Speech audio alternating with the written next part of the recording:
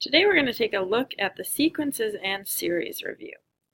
So this first one, find each sequence, find the 15th term and expression for the nth term. So let's look at this. Well, it looks like it's going up by 5 each time.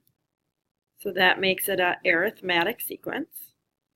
So then we can fill in our rule, a sub n equals a sub 1 plus n minus 1 times d.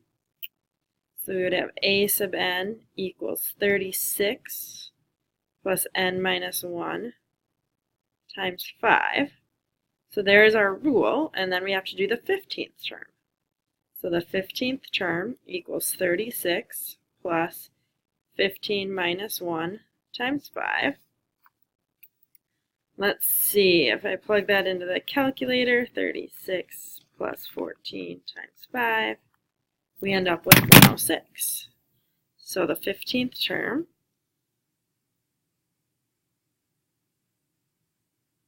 equals 106. So taking a look at this next one here, whoops. X plus a, x plus 2a. Again, it's arithmetic and we're adding a each time. So a sub n equals our first term plus n minus 1 times our difference of a. And then if we want the 15th term, a sub 15, x plus 15 minus 1 times a. So a sub 15, our 15th term, would be x plus 14a. Find the number of terms in the sequence. Well, let's see, 250 to 221. Let's see.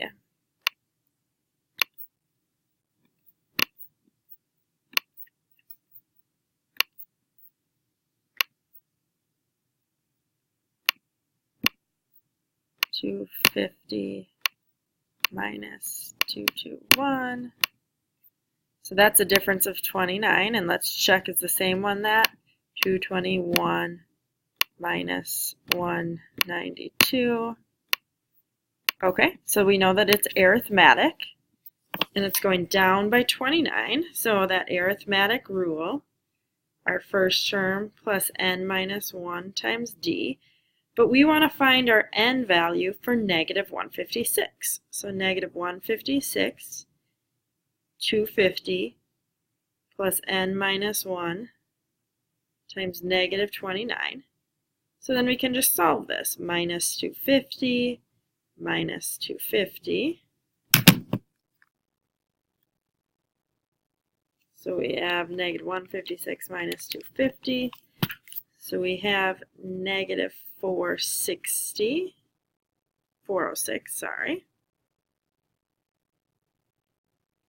equals n minus 1 times negative 29.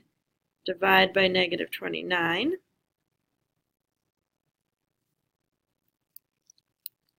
So we have n minus 1 equals 14, so it has to be the 15th term. So our next one here, let's see. It looks like x to 2x, so 2x plus 3. So there's our difference. So we want to know the n value, 19x plus 27, equals our first term plus n minus 1 times our difference of 2x plus 3. So let's see, minus x,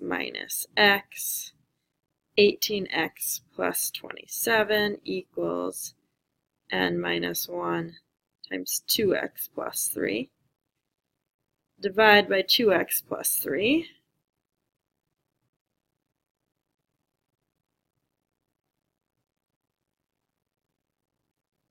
So that, let's see, those are 9. So we got 9 equals n minus 1. So n would equal 10. Find the common ratio and the 7th term. So what are we multiplying by here? So our ratio equals 10.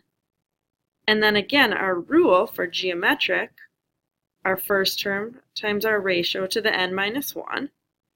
So if we want to find the 7th term, our first term times our ratio to the 7 minus 1.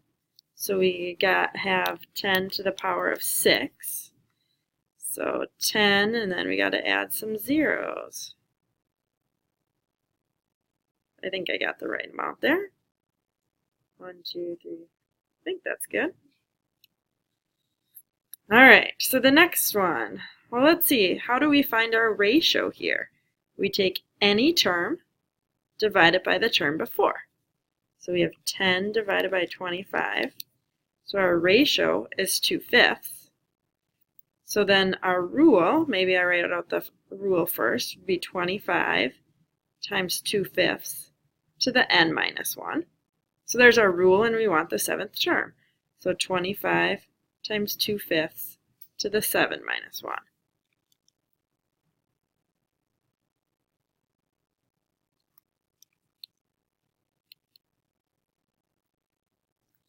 And we have 64 over 625,